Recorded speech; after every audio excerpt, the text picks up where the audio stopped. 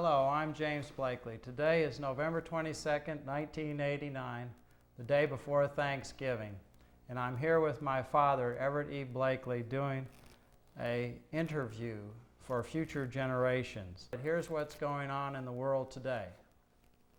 Right now, the general mood in the United States is one of reasonable satisfaction with the present combined with anxiety about the future. My wife is the camera person and she's laughing very hard at this interview. The future of the Soviet Empire is uncertain. The communist bloc is experiencing economic problems. The Russian leader Mikhail Gorbachev is trying to reform the communist system, but many observers in the West doubt that he can succeed. For 28 years, the Berlin Wall has been a symbol of the Cold War. It was recently reopened and there is talk of reunification of Germany. Welcome, Everett Blakely. We are so glad to be doing this interview with you today. Well, it's nice to be here with you too, Jimmy. What is your full name? Everett Ernest Blakely.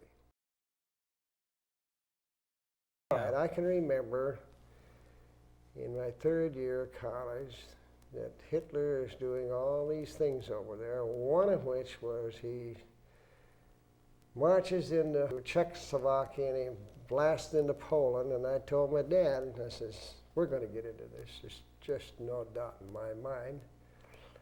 And the Air Force was coming around recruiting for pilots, so I said, I'm going down and sign up. He didn't argue. He said, I think you're right on the judgment on what's going to happen.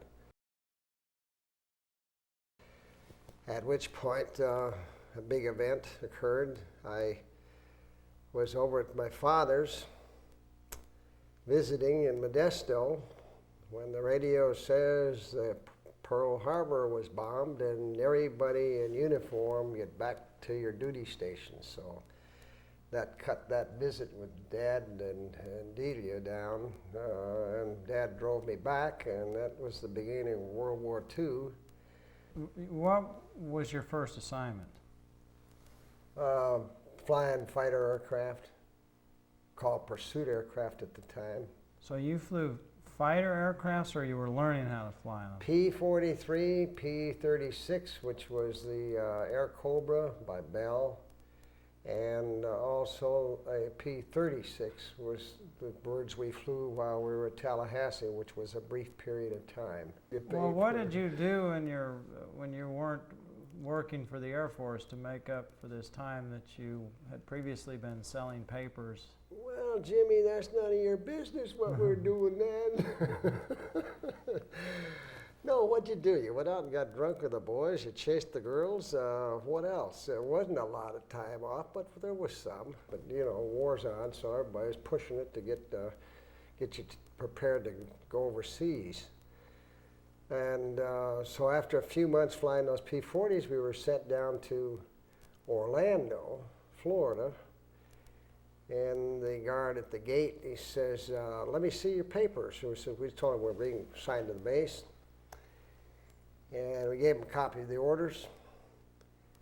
He goes into the little guardhouse, come out in a couple minutes, says, here's your new orders. I'll never forget looking at that. Flying B-17s, that was, who the heck are they going to send, why are they going to send us down there? We're fighter pilots. We don't want nothing to do with those bombers. But that was the beginning of the B-17 rat race with a series of assignments stateside before we went overseas. And we were overseas in England with the 100th Bomb Group. And first operation missions were the beginning of June of '43. Stayed there for the remainder of the war, came home after the war, that is the war in Europe, and was sent to Santa Monica for shipping out to the war in the Pacific when the Japs gave it up.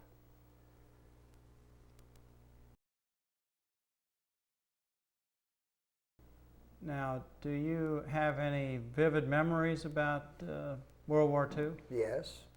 Could you share some of those with us? Oh. People that don't know you. Well, some memories. I can remember some of the boys didn't make it. I can remember thinking that I'm pretty lucky to be alive.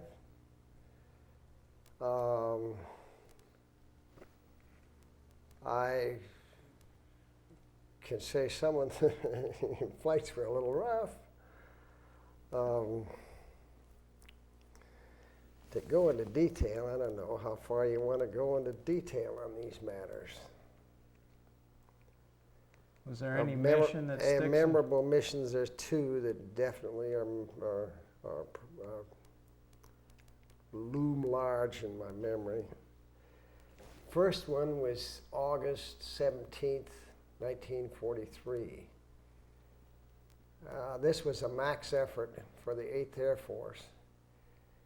And it was the thing that people in aviation, our leaders in the service, had been waiting for some time. The theory was that if you had the right force, you could go in and bomb Germany without fighter escort and go deep into the heartland of the enemy and strike a devastating blow. So this was the mission that really was the big test. There were two divisions, the 1st and the 3rd Division, all B-17s, and the plan was to send us, the 3rd Division, into Regensburg, which is beyond Munich in the far southern corners of Germany. And rather than to return home by the same route, we would hop over the Alps and go down to Africa and land there. Again, this is due to this extended, this Tokyo tank that I mentioned before on the wings, which was wet wing, solid fuel. Lots of gas. So it gives you lots of gas to get, go distances.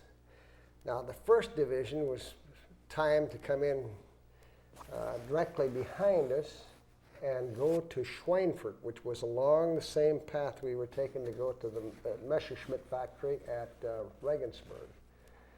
The Schweinfurt target was ball bearings, which, as you know, most all machinery has ball bearings. And you don't have them, the machinery isn't going to function properly.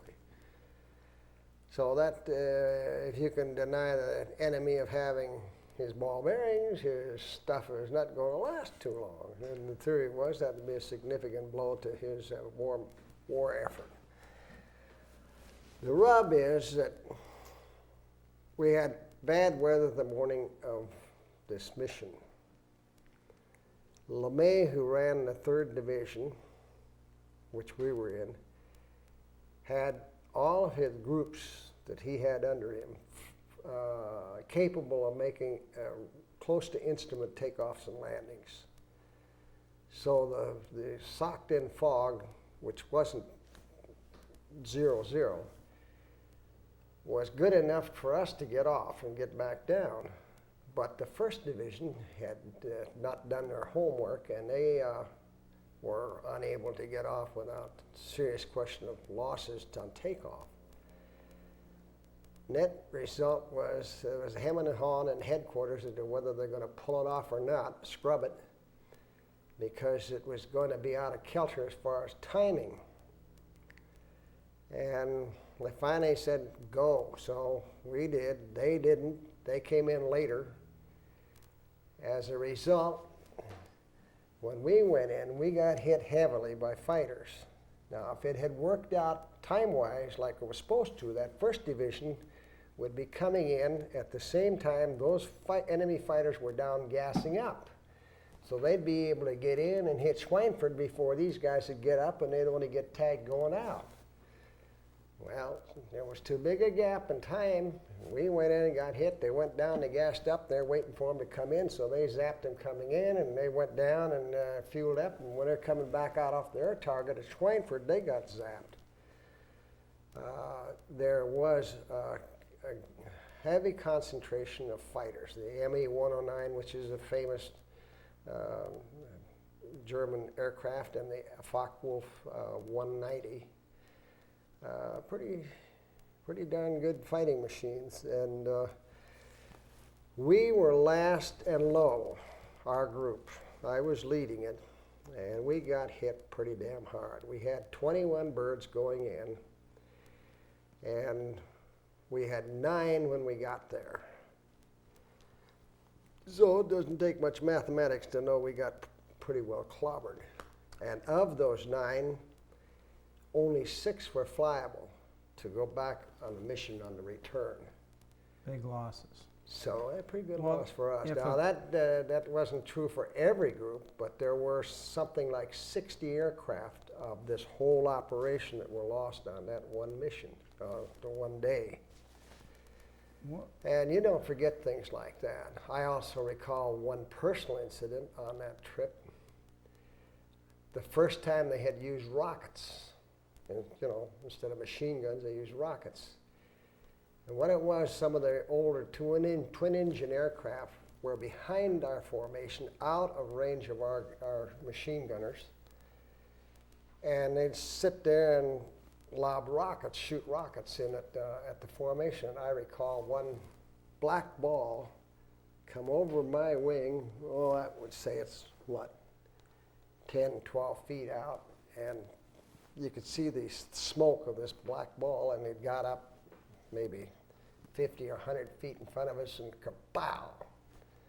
And I said, what the hell is that? You know, flack comes up from the ground and burst, but you don't see it unless you're sitting right there looking down the barrel. Then you can see these smoke trails. I've seen that happen, and I'll bring that up later. But couldn't figure out why this thing was going horizontal and then burst. And found out afterwards when we got down to Africa that it was those birds sitting back there for the first time using rockets. When a plane went down, did the crew usually die, or did they survive? It varied. I don't know the exact percentage of take the ones that went down, how many survived and how many didn't, or they question the percentage of those that didn't. And we had a lot of guys in prison camp. In almost most cases, you'd have either the whole crew or part of the crew bail out, be able to get out before the thing exploded or disintegrated or whatever. So we had a lot of guys that came back after war. And they, since you brought it up,